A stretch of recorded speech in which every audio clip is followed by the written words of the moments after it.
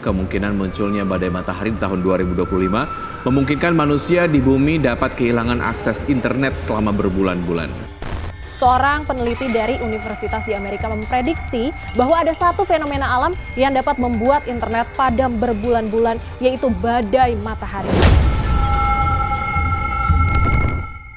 Katanya ada badai matahari yang sangat dahsyat di tahun 2025.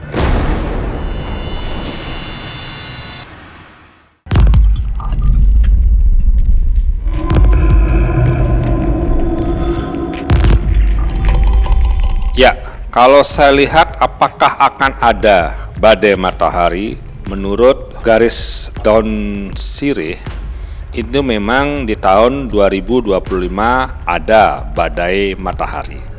Namun, kalau saya rasakan, apakah badai matahari ini akan berdampak buruk secara signifikan kepada umat manusia?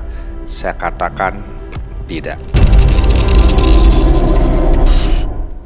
Apakah sekarang badai matahari ini akan bisa membuat internet dan yang lainnya, akses komunikasi akan terhenti selama 2 bulan?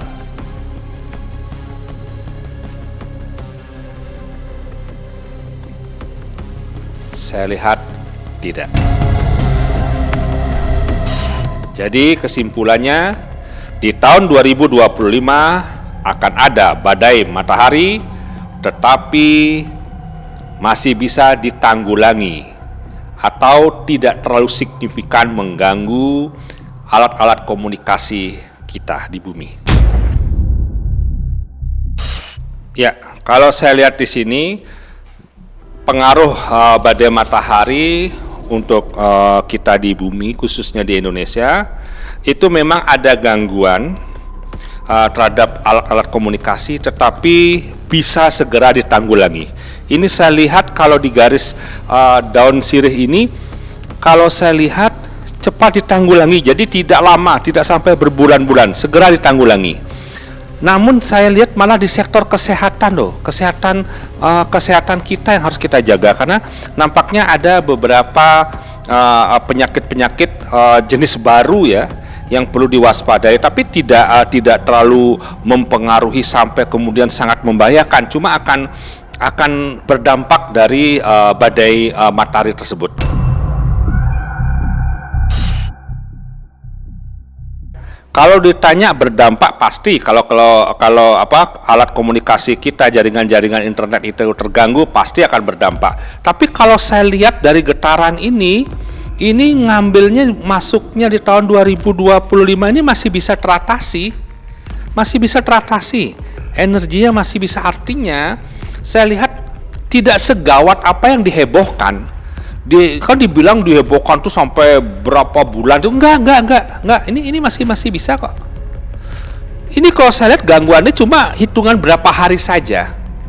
Hanya hitungan berapa hari saja apa yang bisa mengganggu, tidak sampai berbulan-bulan yang dicemaskan oleh banyak pihak. Kalau saya lihat ada beberapa bagian di negara lain ya. Ini saya lihat sih ada beberapa bagian di negara lain. Kalau di Indonesia tidak. Saya lihat masih bisa ditanggulangi. Justru kejadiannya beberapa di negara lain. Kalau di Indonesia masih relatif aman untuk tahun 2025 ini. Walaupun ada mungkin gangguan, tetapi tidak sampai membuat parah sekali begitu. Kalau di sini sih saya lihat ada di sektor kesehatan ya, terutama di bulan-bulan ganjil di tahun 2025. Ya, bulan-bulan ganjil di sektor kesehatan masyarakat, munculnya penyakit-penyakit, pengembangan daripada penyakit-penyakit yang terdahulu, namun secara keseluruhan juga tidak membahayakan ya, tidak membahayakan. Jadi memang di sini nampaknya udara dan cuaca yang lebih ekstrim daripada biasanya, daripada tahun-tahun sebelumnya. Tapi secara keseluruhan untuk Indonesia relatif aman. Kalau saya lihat memang di sini bagi yang percaya memang ada energi-energi dari dimensi-dimensi lain. Kalau saya rasakan ada portal-portal lain bagi yang percaya ya. Jadi di sini ada energi-energi tak kasat mata, portal-portal dari dimensi-dimensi di luar planet bumi.